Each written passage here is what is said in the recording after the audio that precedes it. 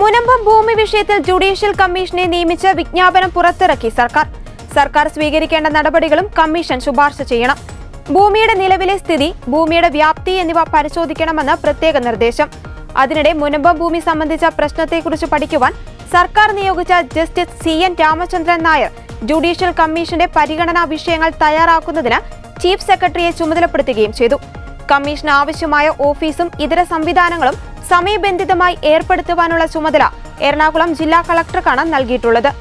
Commission of enquiries act പ്രകാരം നിയോഗിച്ച judicial commission 3 മാസത്തിനുള്ളിൽ റിപ്പോർട്ട് സമർപ്പിക്കാൻ ആവശ്യപ്പെടും.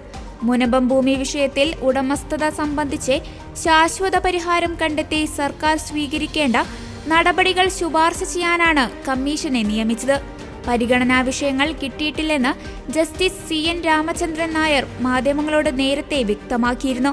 പരിഗണനാ വിഷയങ്ങൾ കിട്ടിയാൽ മാത്രമേ അന്വേഷണം നടത്താൻ കഴിയൂ. ജനങ്ങൾ കമ്മീഷനോട് സഹകരിക്കുമെന്നാണ് പ്രതീക്ഷ. സർക്കാരിന്റെ സഹകരണവും വേണം. മനുഷ്യർക്ക് ബുദ്ധിമുട്ടുണ്ടാക്കാതെ പ്രശ്നത്തിന് പരിഹാരം കാണാൻ ശ്രമിക്കുമെന്നും ജസ്റ്റിസ് CN രാമചന്ദ്രൻ നായർ വ്യക്തമാക്കിയിരുന്നു. അതിനിടെ കഴിഞ്ഞ ദിവസമാണ് വഖഫ് ബിൽ ശീതകാല സമ്മേളനത്തിൽ പരിഗണിക്കേണ്ടെന്ന് സർക്കാർ തീരുമാനിച്ചത്.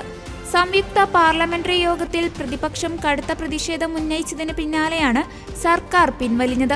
വഖഫ് നിയമ ഭേദഗതിയിലെ റിപ്പോർട്ടിനെ അന്തിമ രൂപം നൽകാൻ ചേർന്ന യോഗം പ്രതിപക്ഷ പ്രതിഷേധത്തിൽ ബഹളമായി. നടപടികൾ പൂർത്തിയായെന്നും റിപ്പോർട്ട് മറ്റന്നാൾ കൈമാറുമെന്നും സമിതി അധ്യക്ഷൻ ജഗദാബിക് പാൽ അറിയിച്ചതോടെ പ്രതിപക്ഷ നേതാക്കൾ പ്രകോപിതരായി. ദില്ലി, പഞ്ചാബ്, ജമ്മു കാശ്മീർ, പശ്ചിമ ബംഗാൾ തുടങ്ങിയ സംസ്ഥാനങ്ങളിൽ സർക്കാരും വഖഫ് ബോർഡുകളും തമ്മിൽ നിലനിൽക്കുന്ന പ്രശ്നങ്ങൾ പരിഗണിക്കാതെ എങ്ങനെ അന്തിമ റിപ്പോർട്ട് തയ്യാറാക്കുമെന്ന് നേതാക്കൾ ചോദിച്ചു. തുടർന്ന് പ്രതിപക്ഷ നേതാക്കൾ യോഗത്തിൽ നിന്നിറങ്ങിപ്പോയി. പ്രതിപക്ഷത്തിന്റെ നിലപാട് ചില BJP MPമാരും ശരിവച്ചതോടെ സമിതിയുടെ കാലാവധി നീട്ടാൻ തീരുമാനിക്കുകയായിരുന്നു. അങ്ങനെ അടുത്ത വർഷം നടക്കുന്ന ബജറ്റ് സമ്മേളനം വരെ JPCയുടെ കാലാവധി നീട്ടി.